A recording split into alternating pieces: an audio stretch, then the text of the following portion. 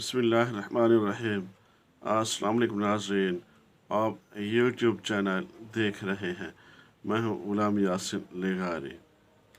आज हमारा टॉपिक फलाही रियासत का क़याम और अवामी ख़जाना के मुतालिक है, जो कि फ़िक़्ह इस्लाम से लिया गया है।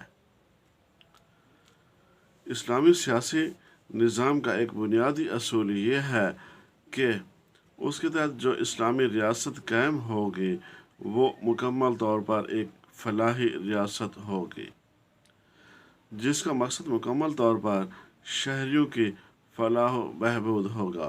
मुसलमानों और गैर मुस्लिमों के हकूक़ का मुकम्मल तहफ़्फ़ुज़ किया जाएगा।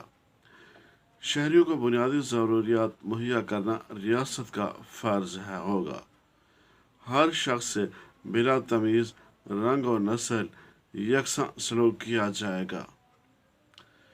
शहरियों की सेहत पर तवज्जो दी जाएगी और उन्हें सेहत की बुनियादी सहूलतें फराहम की जाएंगी।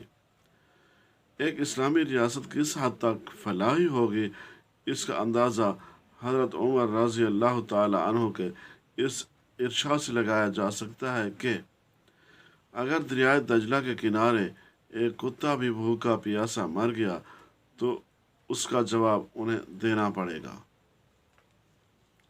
अब आते हैं अवामी ख़जाना के मुतालिक। इस्लामी सियासी निज़ाम में इस्लामी रियासत में सरकारी ख़जाना को बैतुल माल कहा गया है और बुनियादी असूल यह है कि बैतुल माल मुसलमानों की मलकियत होगा और एक आम मुसलमान खलीफा वक्त से हिसाब किताब तलब कर सकता है। हाकिम वक्त के अख्तियार में न है कि बैतुल माल में महफूज रकूमात को अपनी मर्जी से खर्च करे। अगरचे ये ख़जाना ज़रूरियात रियासत या ज़रूरियात अवाम पर सर्फ किया जा सकता है, ताहम इसे किसी की ज़ाती ज़रूरियात पर खर्च नहीं किया जा सकता। तब तक के लिए इतना ही काफ़ी। मिलते हैं अगली वीडियो में। अल्लाह हाफिज़।